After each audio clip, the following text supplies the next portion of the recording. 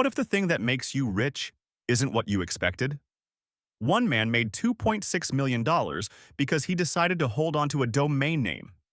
Another became a billionaire just trying to solve his own laziness.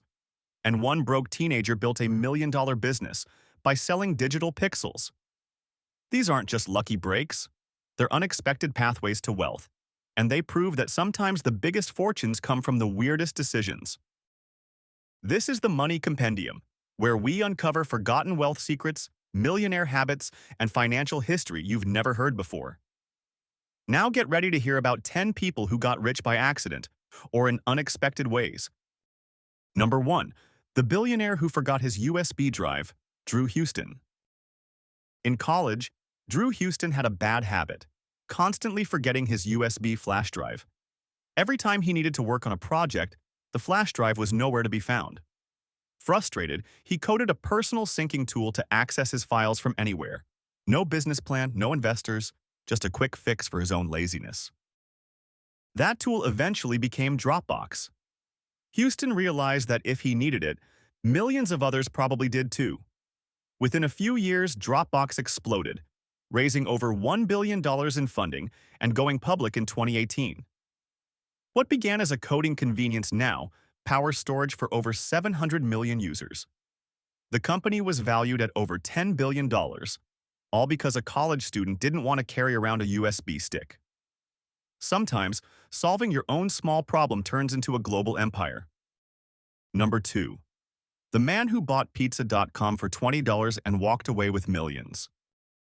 Chris Clark wasn't trying to start a pizza business.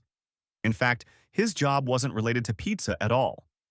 In 1994, he registered the domain name pizza.com for $20, partially to demonstrate his web skills to potential clients, and secondly in the hopes of attracting pizza companies to his consulting business. For 14 years, the domain just sat there. Then, in 2008, during the peak of the domain boom, he put it up for auction. Bidders flooded in. Why? Because pizza is one of the most universally searched words. The domain sold for a staggering $2.6 million. Clark's small investment became a goldmine, and it all started with a one-time $20 decision. Number 3. The sticky note that was supposed to fail. Spencer Silver and Art Fry. In the 1970s, 3M chemist Spencer Silver was trying to invent a powerful adhesive. Instead, he created the opposite, a weak glue that barely held anything. It was considered a dud and shelved by the company. But years later, another 3M employee, Art Fry, was annoyed that his paper bookmarks kept falling out of his church hymnal. Remembering Silver's failure, he used it to anchor his pages without damaging them. That tiny innovation became Post-it notes, a product now found in nearly every office and classroom worldwide. The product generates over $1 billion in lifetime revenue. What started as a failed invention turned into one of the most profitable office supplies in history. It wasn't strategy, it was serendipity. Number 4. The teenager who sold pixels for $1 each, Alex 2. When 21-year-old British student Alex 2 needed to pay for college in 2005, he had no money, no business experience, and no audience. But he had a strange idea. What if he sold 1 million pixels of ad space on a single web page for $1 each? He called it the $1 million homepage. The idea was so bizarre it went viral almost instantly. People started buying blocks of pixels to display logos, jokes, and links. Within 5 months, every pixel was sold. 2 made over $1 million from a single page of nonsense. He didn't intend to create a company. He just wanted to avoid student debt. Instead, he ended up with one of the most iconic internet flukes ever. Proof that absurd ideas can print real money if they catch the right wave. Some fortunes are born from forgetfulness, some from failed experiments, and some from ideas no one expected to succeed. And we've only just begun to explore the bizarre world of accidental, or at least unexpected wealth. Wait until you meet the man who accidentally invented email spam and made $13 million from it. Number 5. The father of spam who made millions, Gary Thurk. In 1978, marketing manager Gary Thurk had a wild idea. What if he could promote his company's computer systems to hundreds of ARPANET users, the predecessor to the internet, with one single message? He sent the very first mass email promoting a product to over 400 recipients. The backlash was immediate. People hated it. But it also worked. The campaign generated over $13 million in sales. Gary didn't set out to invent email marketing, or the most hated form of digital communication. He just thought it was efficient.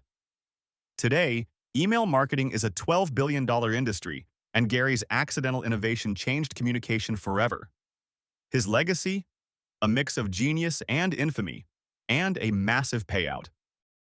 Number 6. The penny pincher worth $8 million. Ronald Read. Ronald Read was a Vermont janitor and gas station attendant. He lived simply, drove a used car, wore flannel shirts, and clipped coupons. But when he died in 2014 at the age of 92, his secret was revealed. Read had amassed an $8 million fortune through decades of quiet investing. He read financial papers at the library, bought dividend-paying stocks, and reinvested every penny. No windfalls, no inheritance, just slow, disciplined compounding. He donated nearly all of it to his local library and hospital. No one ever suspected the man sweeping floors was a millionaire. His wealth wasn't built through hustle or luck, but quiet genius. He treated money like a slow-growing forest, and it grew into something towering. Number 7. The one-hit song that made a fortune. Daniel Powter. Daniel Powter thought his song Bad Day was too soft to make it. He considered cutting it from his album entirely. But when it released in 2005, it struck a global chord. The track was picked up by American Idol, used in commercials, and played endlessly on radio. It became the most played song of the year in the US and topped charts in multiple countries. Powter didn't expect a hit. He wasn't expecting fame, at least not from this song, but the world loved it, and the royalties from Bad Day made him millions. He never replicated its success, but he didn't need to. One accidental anthem was enough to change his financial future forever. Number 8. The boy who reviewed toys and built an empire. Ryan Kaji. Ryan Kaji started reviewing toys on YouTube when he was just 3 years old. His parents uploaded the videos as a fun hobby. They had no idea it would explode. But by age 6, Ryan was the face of one of the highest-grossing YouTube channels on the platform. Brands flooded in. Toy deals, clothing lines, even his own toothpaste. By age 11, he was earning over $25 million a year. What began as a kid opening boxes in his living room became a global children's media empire. The family didn't expect to strike it rich. They just wanted a fun hobby that could maybe turn a small profit. The lesson? The internet rewards authenticity, even when you're too young to understand it. Number 9. The blogger who accidentally built Tumblr. David Karp. David Karp wasn't trying to create a billion-dollar platform. In 2007, he built a microblogging tool just because he couldn't find one he liked. He launched Tumblr with 0 investors, no monetization plan, and no growth strategy. But the format, quick posts, easy sharing, customizable pages, struck a nerve with an entire generation. Within a few years, Tumblr had 75 million blogs. In 2013, Yahoo bought it for $1.1 billion. Karp, then in his 20s, walked away a multimillionaire. He wasn't aiming for Silicon Valley glory. He just wanted a better way to share stuff. Sometimes designing for yourself leads to building for the world. Number 10. The red paperclip that bought a house. Kyle MacDonald. Kyle MacDonald wanted to test a theory. Could you start with something worthless and trade your way up to something valuable? He started with a single red paperclip. He traded it for a pen, then a doorknob, then a camping stove. Trade by trade, the stakes got higher. 1 year and 14 trades later, he had bartered his way to a 2-story house in Saskatchewan, Canada. The experiment became a viral sensation, landed him book deals, speaking gigs, and financial stability. MacDonald didn't start with a business. He started with a question, and his curiosity built him a legacy. It's proof that sometimes momentum is more important than money. So how do people end up making a fortune when they expected a few measly bucks?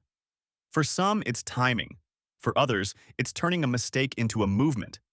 But the common thread, they acted, they built, they launched, they tried, even when the idea seemed silly or flawed or completely unplanned. Wealth doesn't always come from big plans. Sometimes it hides in broken printers, forgotten domains, or a jar of sticky glue. And if you liked these stories, the next episode goes even deeper, into 10 people who became millionaires with no job, no business, and no inheritance. It's even stranger than this one.